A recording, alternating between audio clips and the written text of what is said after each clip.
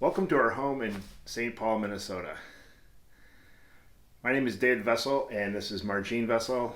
We've been a part of community for quite a long time. We have 3 children, Nicole, Ben, and Eva, and we were invited to share where we saw God in the midst of this pandemic. As we examined it closer, we realized that it was really God had worked through a process with us. And in that process, I think we saw growth in a variety of different areas, and he revealed himself to us in those areas. The first of these is the quieting of our life. Act 1. We're going to do this in 3 different acts. So the Act 1 is into the Pastinia. In the early months of 2020, we were given the gift of time.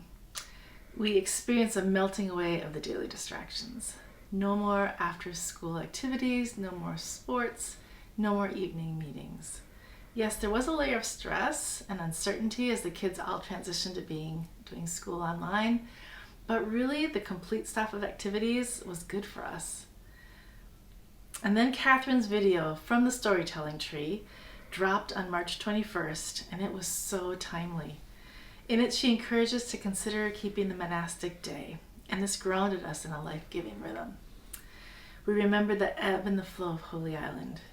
We marked the days with a time for prayer, a time for exercise, a time for work, a time for community, even if community was on Zoom, and a time for gardening. Together, David and I transformed our backyard, and David single-handedly got rid of every thistle in our yard and our neighbor's yard, simply because he had time. We experienced that sense of alone together as a community, and rather than think about what is going back to normal going to be, I wanted to embrace this time in the Pastinia and be able to take the monastic day into the future, whatever the future looked like. So we leaned into the gift of time and savored it. The second lesson that we learned in the midst of the pandemic was to listen. I think George Floyd's death was an inflection point in the world on race relations, but it impacted our family in a more profound way because all of our children are African American. And what the video cameras on cell phones has revealed is that there's a lot of things that we didn't believe because it didn't fit in our narrative. And we had to develop a much stronger ability to listen to the marginalized people in our lives. Act 2, compelled to listen. I'm going to share a couple of stories now of how I learned to listen differently to our daughter, Nicole. She was 17 at the time. A few nights after George Floyd's life was taken, Nicole and I planned to watch a movie. Ironically, this movie was about a young girl learning to speak out against social injustices. I could tell as the day wore on and getting into the evening, she was more and more distracted.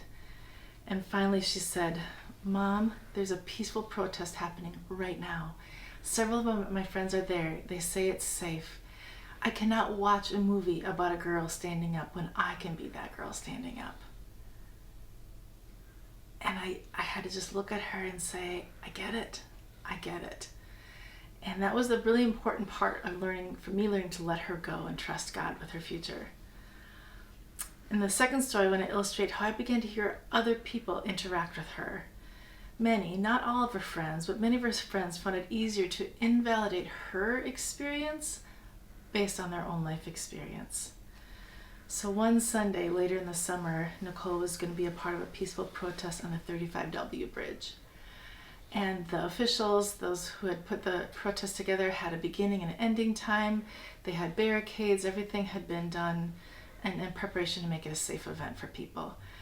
However, very early on in this march, a semi-truck came roaring to the crowd at a very fast speed. Nobody got hurt, but it was a very shocking experience to be a part of. And when Nicole came home that night, she was very shook up. I happened to be in her room that evening when a friend called, and she put her on speakerphone. And this friend said, "Nicole, it's not true. There is no such thing as white privilege." And Nicole tried several different ways to phrase that. And the girl just kept saying, "It's not true. You're making this up." And she finally just hung up the phone. And I found myself thinking, wow, a few months ago, I might have said some placating response like, "Oh, it's okay," or, "Oh, she doesn't really understand," or, "She didn't mean to hurt you." But instead, I was able to go, wow, that's really painful. I am so sorry she didn't hear you or believe you. And I'm so sorry for the times that I didn't hear you and I didn't believe you. Having a posture of humility allowed me to hear her at a whole new level. The third area where we heard God's call was in the area of authentic engagement. I think often in our daily life we're distracted from the people and situations around us, and we're looking for what's the most effective and efficient way of being productive, rather than doing God's work, being a servant leader in the community, in the place where we are. Act 3. Authentic engagement for us has come in a variety of ways. The one that comes to my mind is just the other day, I was able to take a young single mom to the bank and set up her first bank account.